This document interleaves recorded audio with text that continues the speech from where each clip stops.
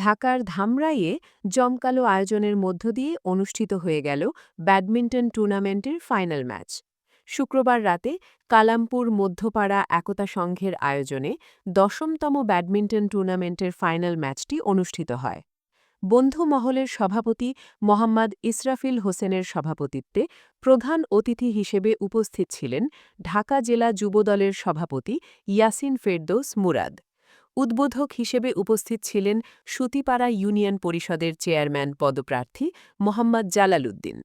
এ সময় বিশেষ অতিথি হিসেবে উপস্থিত ছিলেন ঢাকা জেলা যুবদলের সাবেক সহসভাপতি খুররম চৌধুরী টুটুল, সাবেক ঢাকা জেলা ছাত্রদলের যুগ্ম সম্পাদক ওবায়দুর রহমান আলাল, কালামপুর বাজার বণিক সমিতির সভাপতি আব্দুল হালিম কণ্ঠু প্রমুখ। সম্মানিত সভাপতি, উপস্থিত উদ্বোধক, আমার সমবয়সী ভাইরা এবং আমার মা ও বোনেরা এবং আমার এই গ্রামের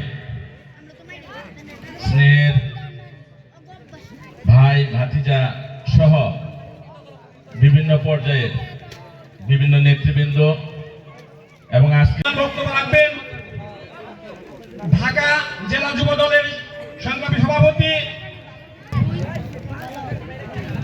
সুজন ভাই। একটু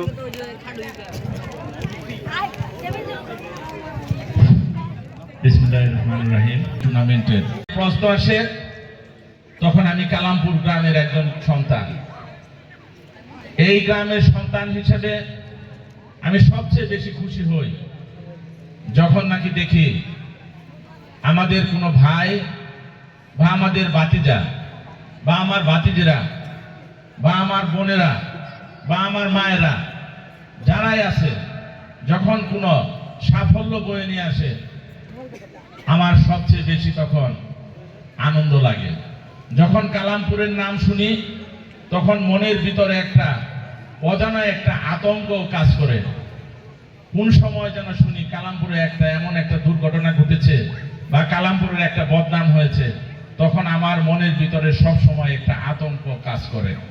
কিন্তু যখন ভালো কাজ করে, এই যে আজকের খেলাধুলার মাধ্যমে শারীরিক এবং মানসিক বিকাশের মাধ্যমে যখন যুব সমাজ আজকে পথভ্রষ্ট হয়ে যাচ্ছে, কিন্তু তাদের খেলার মাধ্যমে, খেলার আয়োজনের মাধ্যমে এইখানে একটি শারীরিক এবং মানসিক বিকাশের একটি জায়গা করে দিয়েছে, তখন আমি খুব উৎফুল্ল হয়ে যাই।